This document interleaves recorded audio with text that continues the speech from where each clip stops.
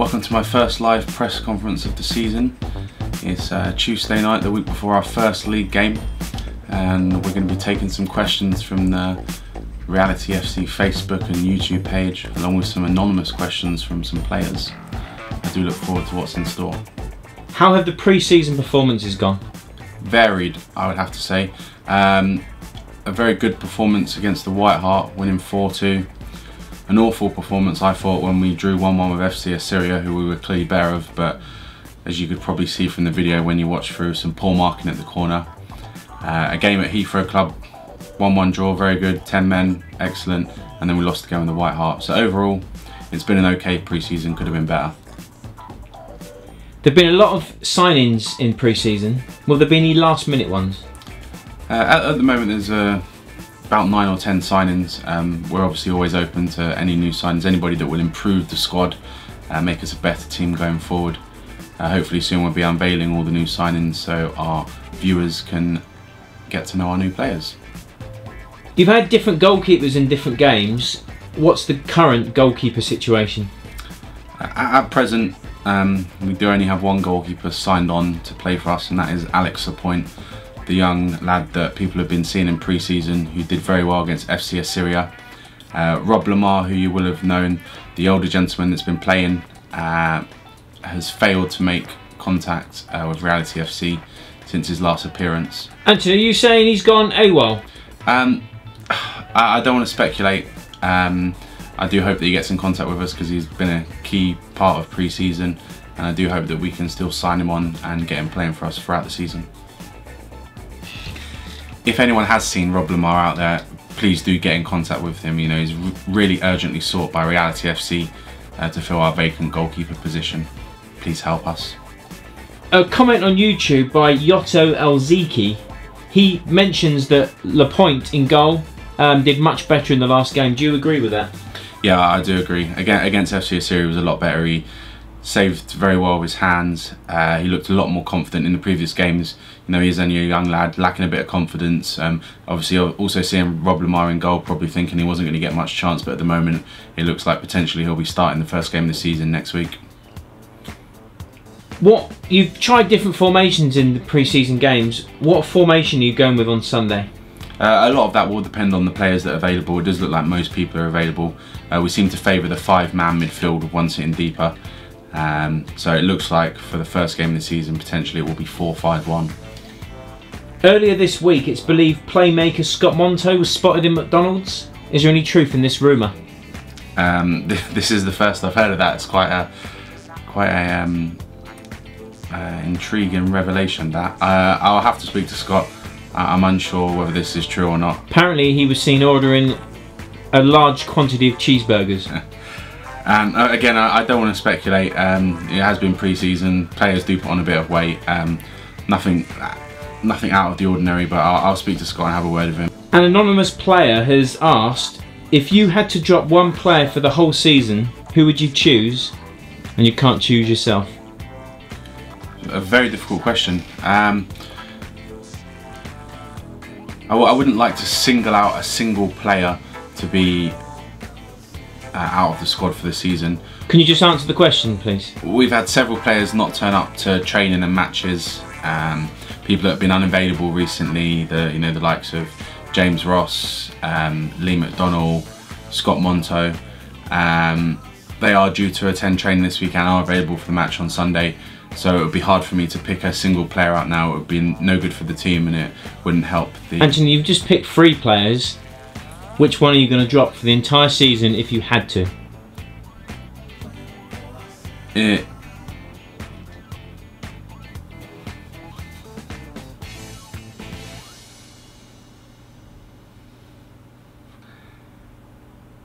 Lee McDonnell.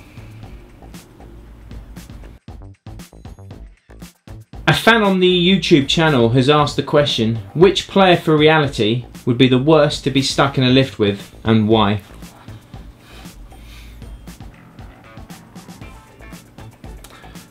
Very good question. It's probably going to be Chris Ward. The reason behind that is Chris Ward sings, and apparently he's not a very good singer. And I can't think of anything worse. Where have you heard that Chris Ward can't sing?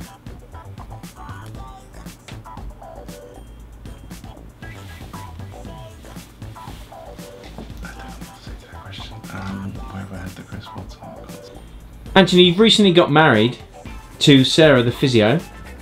Is being married going to affect you on match days in any way?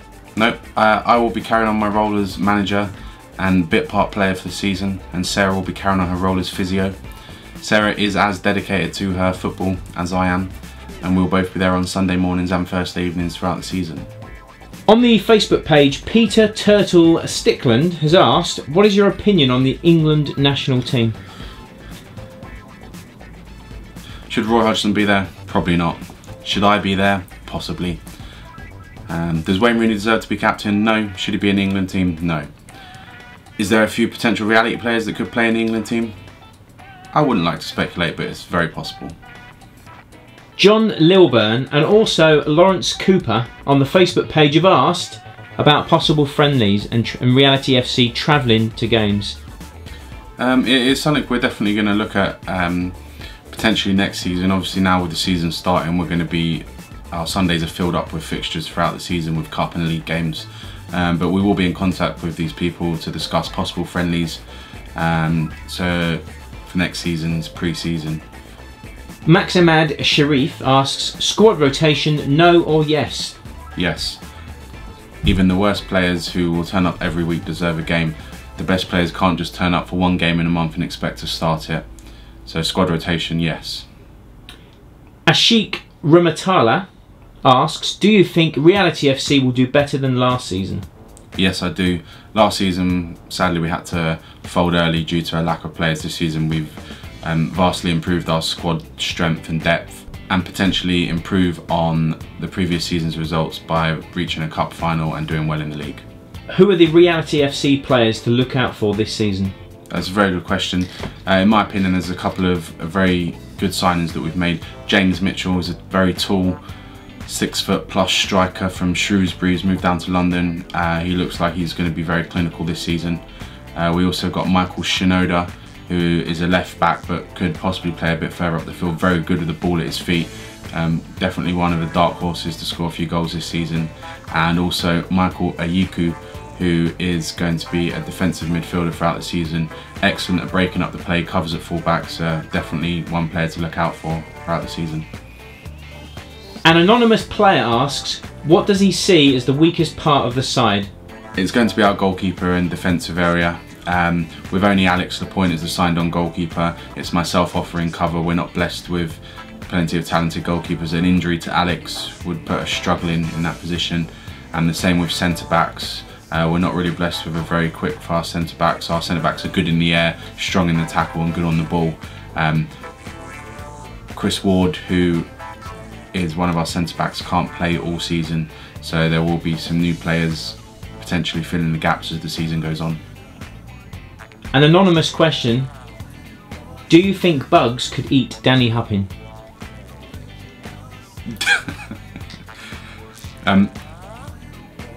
It's not a question I'm going to answer. Phil Bugs was an excellent player for Reality FC, sadly moved over to White Hart. Sad to see him go, but he is now part of our rivals.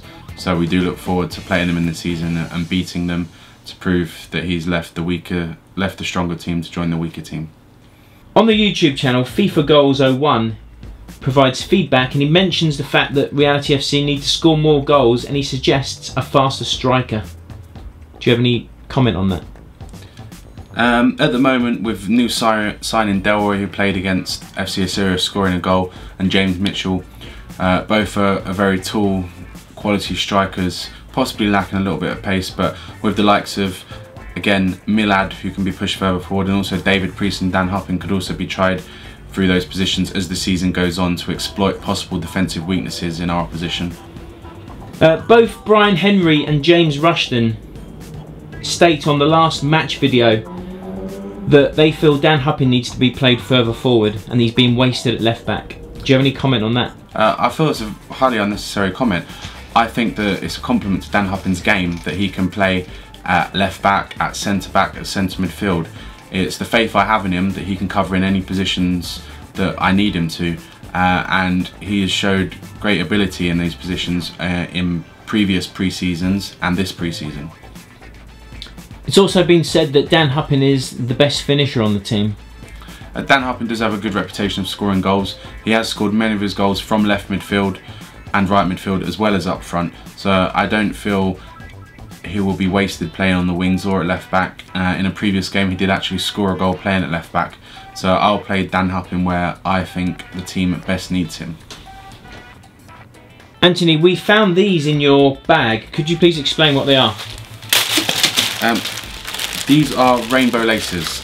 They're for the players' football boots. They're done by a charity called Stonewall in connection with Paddy Power, the betting agency. Basically it's to show our support for homophobia. As you can see, they're laces of colours represented in the rainbow. On first day training I will be giving these out to the players, and I do expect them to put them into their football boots in preparation for Sunday's game so that we can show our support for the cause. Paul Carter asks on the Facebook page, should John Finn retire? I believe John Finn's been a vitally important member of our squad. John Finn is punctual to almost every game, turns up for training. Although this season does seem he has been arriving a bit late to matches and training, it's a possibility that's to do with some conflicts as to whether he will be able to play on Sunday mornings or not, but that remains to be seen. Could you explain what you mean by conflict? I wouldn't like to go into too much depth, but I'll just mention Pilates class and his wife.